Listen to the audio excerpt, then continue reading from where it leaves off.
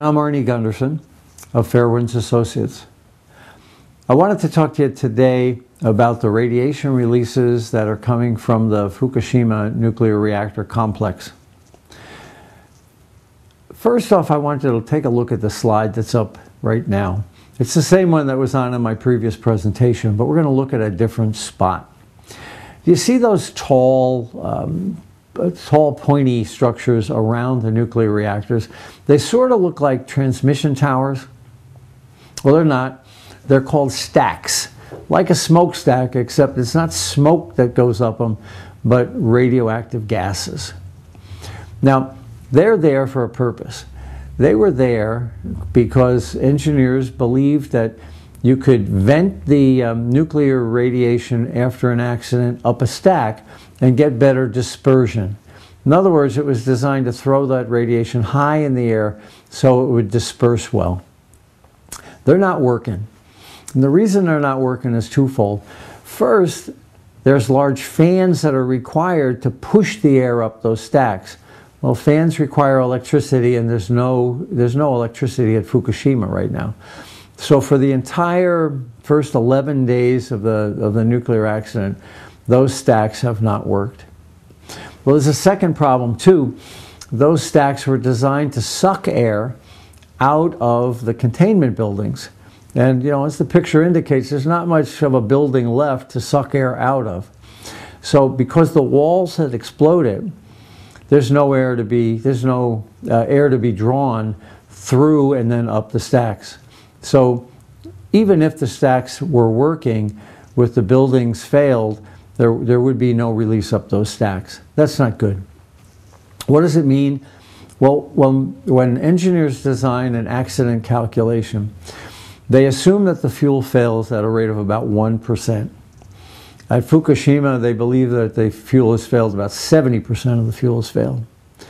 They also assume only one reactor fails. At Fukushima, we've got 3 reactors in the spent fuel pool, so there's as many as 7 or 8 reactor cores involved.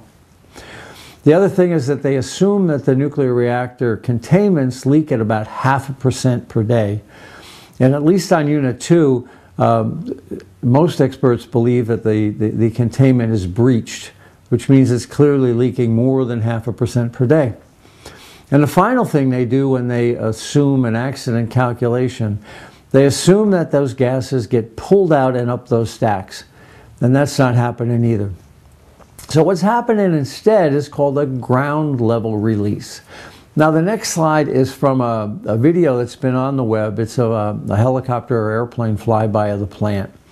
And I've chosen to take a look at second 37 on the video. It's only a 1-minute video, though. It's kind of devastating. But if you look at second 37, there's smoke or steam coming out the side of a building. And it's not going up, it's actually rolling down. Now that's called building wake effect. And you'll see it on a snowy day where the snow blows across the roof. It doesn't waft up into the air. It rolls, it tumbles down the side of the building. What that has the net effect of doing at Fukushima is causing the radiation to lie near the ground. Now, there's evidence in the environment that that's occurring. It's pretty clear to me that the area immediately outside the plant will be contaminated for a long, long time. And I would not imagine people returning to their homes anytime soon. But even out at the 30 and 40 kilometer mark, 20 or 30 miles out, we're beginning to see significant contamination, which you wouldn't see if the stacks were working. So what's my source? My source is the IAEA, the International Atomic Energy Association, and agency rather, excuse me. But their data from yesterday shows that the areas out as far as 30 and 40 kilometers are seeing a background radiation of about 1,600 times what normal background is. Now, that's coming from a cloud of gases that is hanging over the land right now.